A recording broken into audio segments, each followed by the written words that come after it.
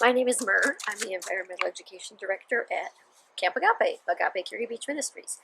And so I'm at my home compost bin here. It's got little things to put the compost in, and it has a little door to slide out to get the compost out in the end. What's really cool is that compost is turning your food waste into black gold. You can use it for planting your gardens, or even just as simple as keeping food waste out of the landfill. And that's kind of what ours mostly is. This is not meant to be a vermicomposting bin.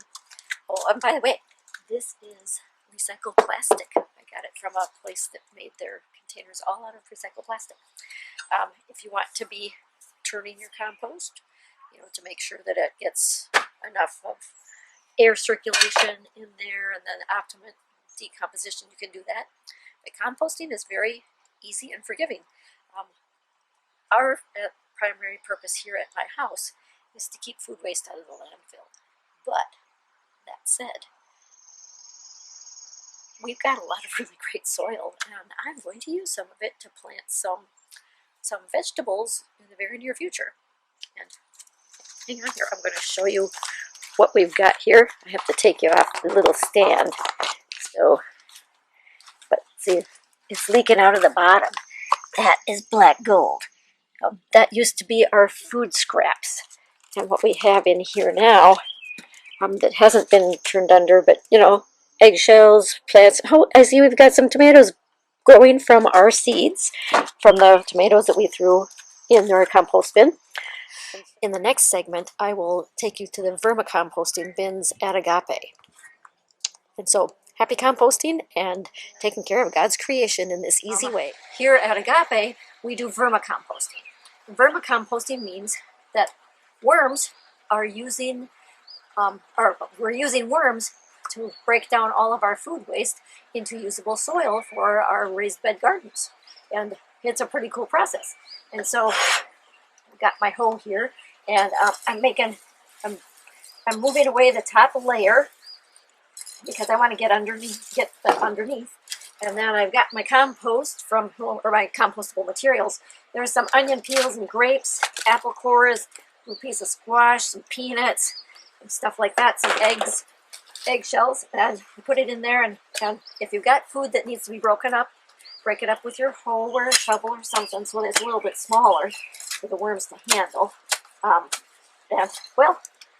And eventually it'll rot anyway, and they'll get to it. But if you break it down in smaller pieces, that's good. Unless you've got soldier flies in there. Soldier flies are excellent. They're one of the other critters that might show up in your compost bin.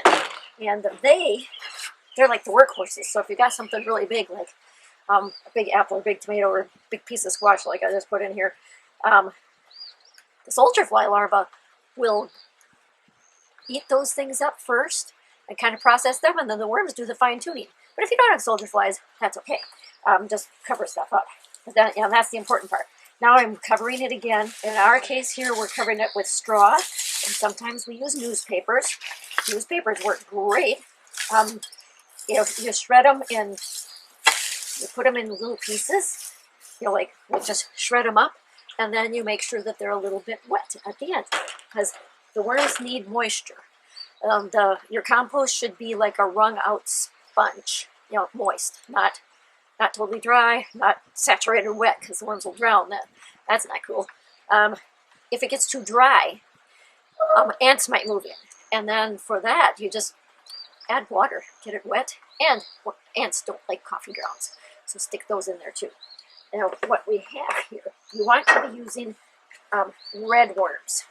So red worms, not earthworms, and you can get them from. You can order them online. You can get them from a bait shop or someplace like that even. I'm trying to get some of my wormy friends here.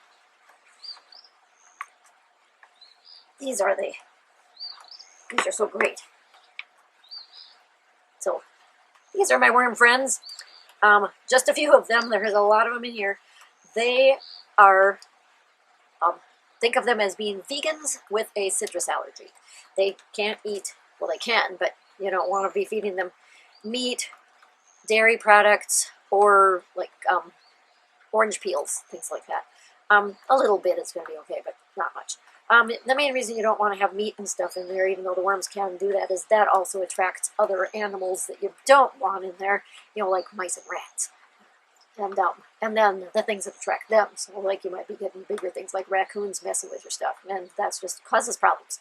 So you don't want any of that stuff in there. So vegans with a citrus allergy. You may get other critters in there, and a lot of them are just fine. Like I just noticed I had in here, there's a little pill bug.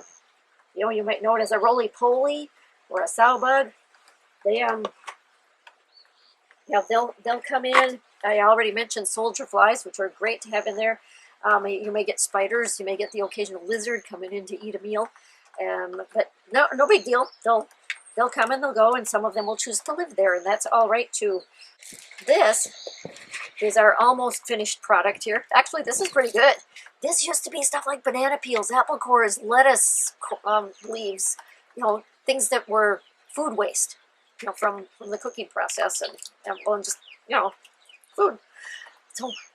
So cool that worms can make this into usable soil for your garden.